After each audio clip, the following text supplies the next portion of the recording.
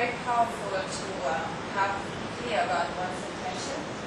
And I think yoga is so much more than just coming to practice some physical exercise and gain some physical strength. I think the practice of yoga has something more meaningful. So for my own personal life, it was really a big transformation. I started yoga when I moved from Germany to LA about 1996. And the moment I started yoga, I was very lucky to find a really amazing teacher. But really completely other doors opened for me. So it was really a big process of transformation. And since then, I feel the more I deepen my practice and the more awareness I created in my body, things just naturally happen. So it really becomes automatically a part of your life. So it's not just to go and practice 90 minutes of yoga and then you go home and you're just the same person like before. At least that was my own experience. And I really love it because the more knowledge you gain or the more you understand the body and how the body works, the more freedom you find and the more support you find. And it really improves everything. Like I feel my life became happier and healthier and my relationships improved, and I really would say it's because of the yoga. So some of you are new to the practice, so you might not feel such an amazing shift immediately. But on the other hand, you know, I work with beginners and like, you know, you can have shifts all the time. And it's really like how open you are to experience that. And I think it's very powerful to be clear, I said that before. And when something is meaningful to you, that's when shifts happen. So I can tell you a lot of things and you'll be like, okay, yeah, that makes sense, sounds good. But until you really experience it in your own body, it doesn't have any meaning to you.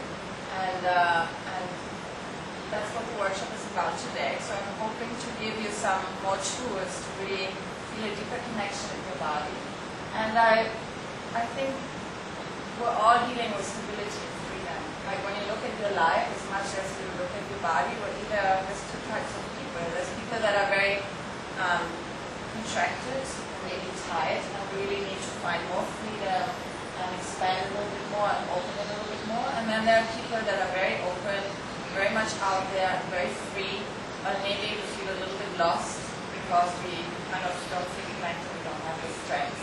So we're always playing with the two opposites. And I find that really fascinating how you can apply that to the body, but also whatever happens in your body is really a reflection of what happens in your life. And of course it always changes. So we all have periods where we feel more free and we are maybe a little bit more lost. And then we have periods where we feel really strong and connected and maybe need to expand a little bit more.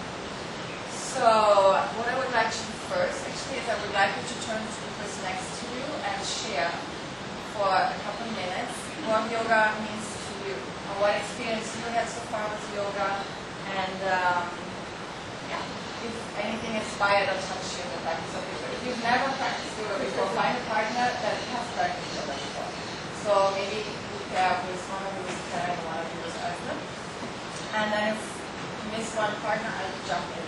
So on a physical level, it's actually very simple because there are universal principles. So we see it in nature, like the sun rises and goes down every day, the ocean tide comes and goes, the flowers, how they grow, they always grow from the earth up. So it's actually pretty simple. You see it in nature, but the same principles apply to our body too.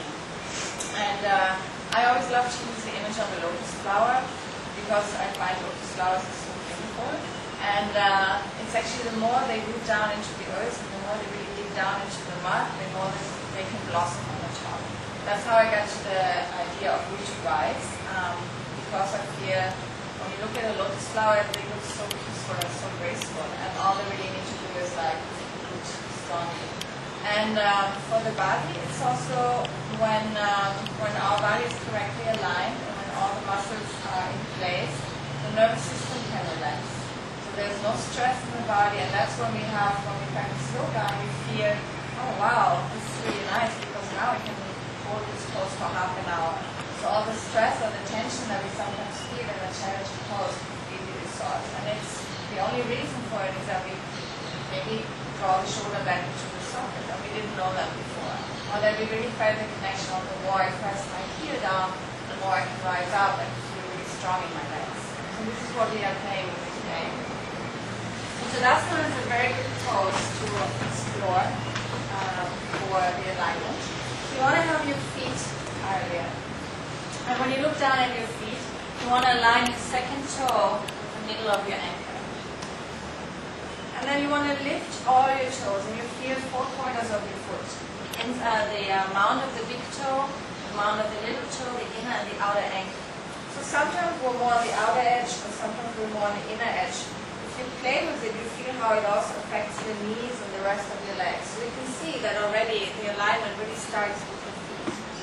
So really press all the 4 corners of the foot strong into the floor, and then just release the toes down. Beautiful. And everybody just let your shoulders hang and stand kind of dull and see how that feels. So this would be like being completely organic, it's just letting everything go. So of course it doesn't feel any uplifting or any inspiring. So now take a deep breath in and lift your shoulders all the way up and back, and just feel how immediately like your attitude and everything changes. So now as you press your feet down into the floor, you take your hands to your hips.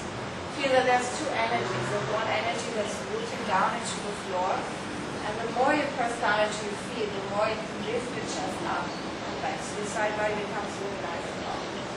And you see how everybody looks so much more beautiful immediately. So from here, take your hands into prayer. Now we're going to start with a few rounds of self-salutation to warm up. So as you inhale, press into your feet and really rise your arms all the way up. And as you exhale again, press strong into your feet and gently fold forward. And bring your hands to the floor. From here, inhale, lift onto your fingertips. So as you're on your fingertips, draw the shoulders away from your ears. And really feel a stretch in your back. Press strong into your feet. Good. So if your hands don't reach the floor, you can either bend the knees, one option, or you can just take your hands onto your shins. But what I would like you to experience is feel the stretch in your back. So your back is nice and long. Good. And then as you exhale, draw the belly in and gently fold back down. Press into your feet as you inhale, come all the way back up. Arms over your head. Legs super strong as you exhale, hands to your heart. Okay, good. We'll do it a couple more times and we'll add some poses like your little flow so that we warm up. As you inhale, bring your arms all the way over your head. As you exhale, gently fold forward and down the chest. Inhale, lengthen, lift onto your fingertips. Now as you exhale, step or walk your feet all the way down. Come forward into a push-up position and stay here. So now look down at your hands. You want to have the crease of your wrist parallel to the front of your mat. Spread your fingers really, really wide and press the fingertips down.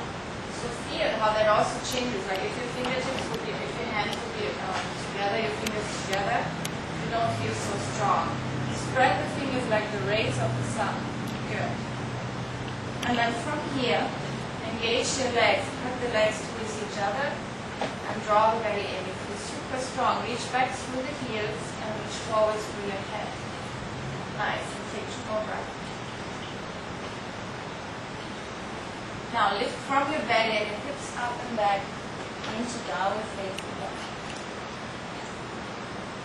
Good, and let's explore downward facing dog a little bit. Again, make sure your fingertips press into the floor at all times.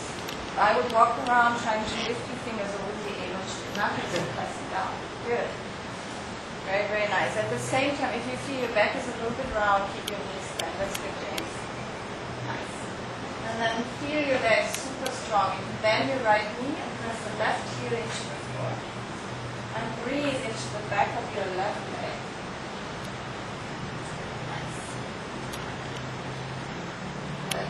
And then switch. Bend your left knee and press the right heel down. Nice. And then bend both knees and look towards your hands. And gently walk your feet forward. As you inhale, come out to your fingertips again. You're looking up, lifting your chest. As you exhale, draw the belly in and fold back down. Press into your feet as you inhale, rise all the way up. Side body is nice and long, strong legs. Exhale, hands